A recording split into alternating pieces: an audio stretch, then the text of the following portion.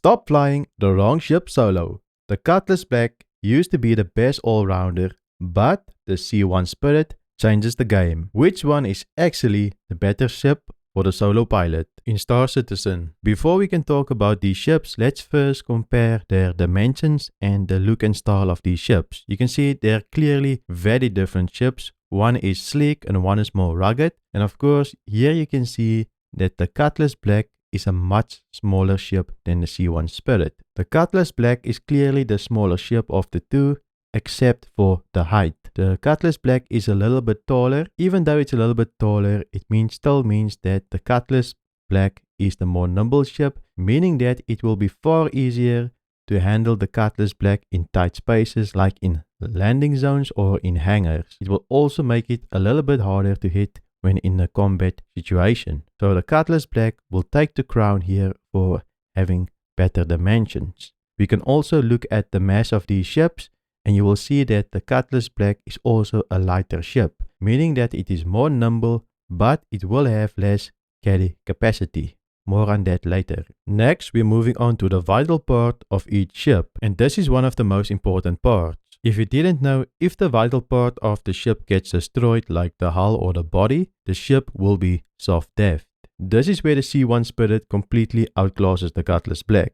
The C1 Spirit has a massive 16,500 vital HP, giving it extreme structural resilience. But the Cutlass Black, on the other hand, is super fragile, only having 6,500 HP. If your shields drop in the Cutlass, you are 1 or 2 shots away from disaster, but with the C1 you can tank over double the shots and take double the punishment than the Cutlass Black. This means that the C1 Spirit is the more durable ship, which will give it the crown. Now that we've talked about the vital part HP, let's talk about the shield HP. In this scenario, both ships are utilizing the same shield configuration, giving them 6,170 HP. You get equal protection in the first phase of any fight, so the difference in survivability is only determined entirely by the hull HP once the shields are down. But of course, it doesn't tell the whole story. Maneuverability also plays a role. More on that later.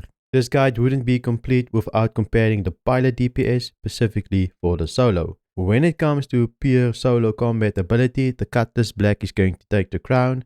Drake ships in Star Citizen has insane firepower, and it's the same with the Cutlass Black. It really outclasses the C1 by a lot.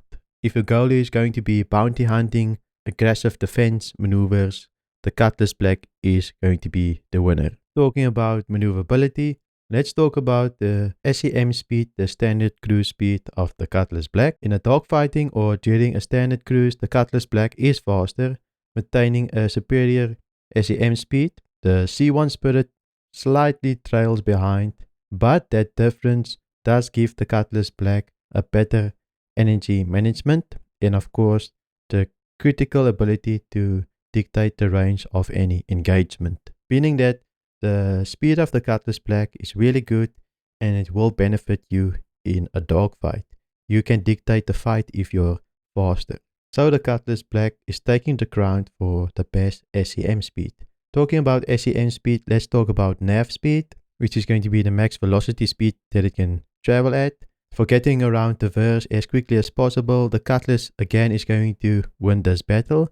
It's going to pull ahead, while the C1 is going to be around 60 meters per second slower than the Cutlass Black. The Cutlass Black will simply cover more distance faster, making it more efficient for quick trips and jumping between points. Now we're going to talk about probably one of the most important parts of any ship, which is the pitch, yaw and roll rate. This basically determines the agility of any ship, and this is very important for when you want to dodge missiles and bullets. In this situation, the Cutlass Black is the definition of agility in this comparison. It outperforms the C1 yet again, and this is across the board. It's superior in pitch, yaw and roll.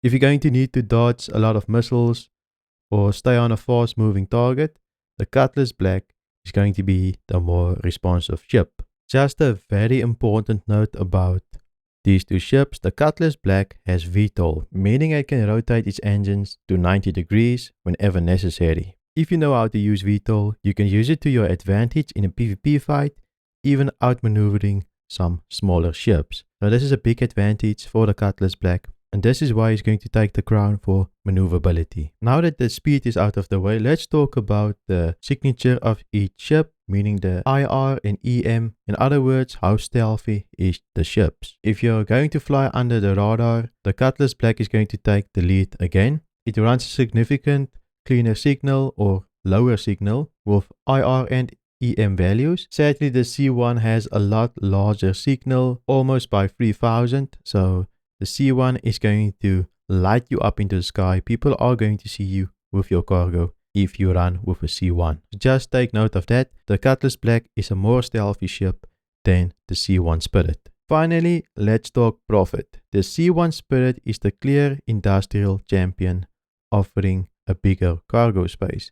It has 64 SEUs of cargo, and the Cutlass Black only provides 46 SEUs of cargo. Of course, the Cutlass Black is a smaller ship, so it's not going to have all that cargo space. So if you're somebody that enjoys hauling cargo, the C1 Spirit is going to be the victor. Take note, both of these vehicles can transport a rock miner, so that little car that you mine the rocks with, both of these ships can carry that car. I quickly want to talk about the entryways of each ship. So the C1 Spirit, you can only enter from the ramp, but with the Cutlass Black, you can enter from the side doors and the back ramp. I would say the side doors on the Cutlass Black is a very big advantage to get in and out of the ship as fast as possible. Sometimes these doors can be quite handy when wanting to loot other ships or pirate other people. It's also great for cargo loading and just having a quick exit and entry point. We must also talk about the extra turret that the Cutlass has. So the Cutlass has an extra turret, so if you have a friend that can hop into the turret, the Cutlass becomes even stronger. Unfortunately, the C1 doesn't have a turret, so you can't really allow a friend to be a gunner for you. But it does come with a tractor beam. Both the Cutlass and the C1 has a tractor beam that you can use to unload or deload or unload cargo from the ships. So conclusion, we all know that the Cutlass Black is a better ship in general as a daily driver, but if you're somebody who's going to focus more on cargo hauling, you might want to go for the C1, since the C1 will make you more money a lot faster. In my opinion, I would always go with the Cutlass Black just because it's a jack of all trades. And also, a big advantage of the Cutlass Black is that you can buy it in-game a lot cheaper. You can basically find the Cutlass Black anywhere in the verse. I would say the winner in this comparison is going to be the Cutlass Black, and it probably will stay the winner for a long time. Now that you know which medium daily driver is the best, go and watch to see which light fighter is the best in Star Citizen. We're going to compare the Kruger Wolf.